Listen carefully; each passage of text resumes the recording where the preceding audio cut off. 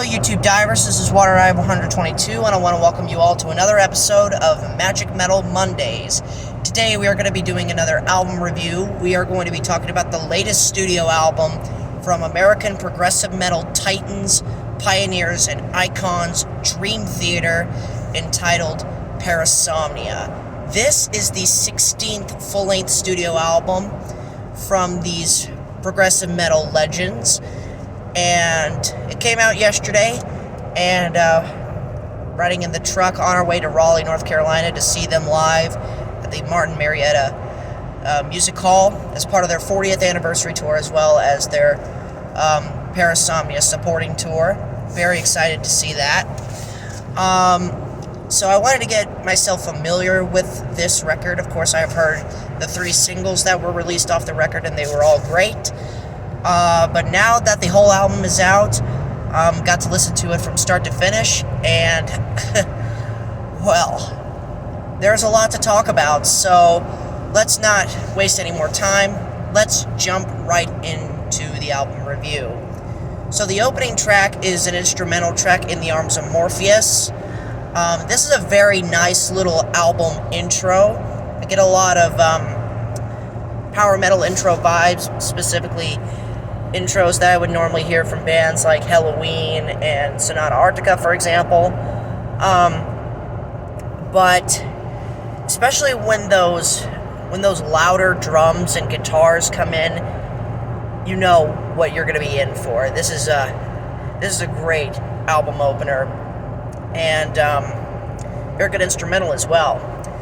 Then we get into the next track and the lead single from this record, a track called Night Terror, and all I have to say, what a freaking song this is. Night Terror, simply one of the best singles that the band has put out in a very, very long time. Probably in the last 5 to 10 years, if you ask me. Maybe longer, depending on who you ask.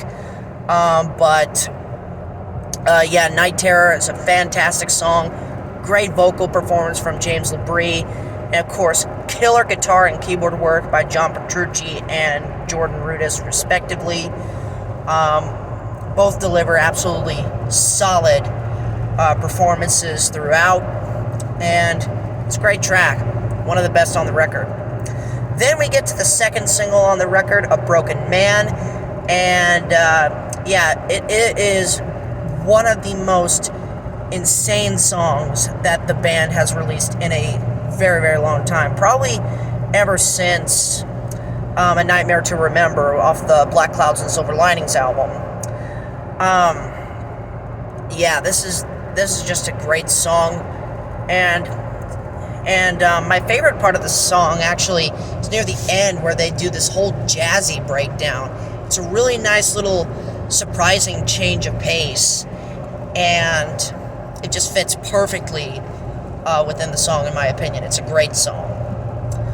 Then we get to the first of 2 epics on this album, the 11-minute long Dead Asleep. This was a new song that I heard from the record. It's a deep cut, and my goodness, that chorus is just so freaking dark. It's dark sounding. Lyrically, it's also dark. This song is just dark, in every single way possible. It's just very dark, very haunting.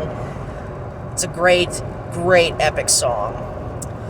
Then we get the final single on this record, Midnight Messiah, and this calls back very much to the Train of Thought days.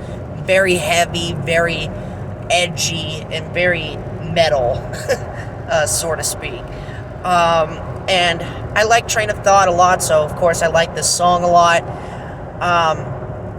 It's very heavy, it's very brooding, it's very anthemic as well. It's a great song. Then we get a short little interlude track, Are We Dreaming? And that kind of bleeds into the next song on the record, Bend the Clock, which is a nice little progressive metal power ballad. And even calling it a power ballad is honestly kind of I don't really know how to say it. Kind of misleading in some aspects, because this is not really what you would say is your typical Dream Theater ballad. Like, this doesn't sound like Another Day from Images and Words, or The Spirit Carries On from Metropolis Part 2, or Misunderstood from 6 Degrees of Inner Turbulence, among others. This sort of sounds like more of a combination between the softer elements that I loved so much on, like, Misunderstood, for example, and the more harder moments that you would get on Spirit Carries On. And even Wither from Black Clouds and Silver Linings, in some aspects. But overall, Bend the Clock is a really nice little, tender, slower song. And then we get to the big epic on the record, the 19.5-minute long The Shadow Man Incident, and this is a really, really good track. I do have to say this is probably their best epic since The Count of Tuscany, from Black Clouds and Silver Linings. Yeah, it's just a killer epic. So many slow parts, so many amazing guitar solos. The guitar solo near the very end of the song is just tripping in brilliance. All the members seem to be on their A game here. Mike Portnoy in particular, this was his first album with Dream Theater since Black Clouds and Silver Linings, over 15 years. Yeah, he sounds like he has not missed a beat. He sounds absolutely amazing behind the kit. John Petrucci laying down some juicy riffs and solos. John Young laying down some great bass hooks. And Jordan Rudess rocking it out on the keys once again. Just amazing instrumentation and musicianship. It's what you would expect with a Dream Theater album. But I would probably say the MVP of this album is James LaBrie. Like, the last two records, Distance Over Time and A View from the Top of the World, I kind of felt like he was holding back a little bit. Like, he wasn't belting it out. I mean, he's getting up there in age. Obviously, he's not going to be like Images and Words James LaBrie, or heck, even Metropolis Part 2 James LaBrie. But he still sounds really good. This is the best he's sounded in almost 10 to 15 years, I'd say. Or at the very least since The Astonishing, because I think he had a really solid performance on that record. But overall, I really enjoyed Parasomnia. I like it just a little bit more than A View from the Top of the World, which is saying something, because A View from the Top of the World was what got me into Dream Theater. And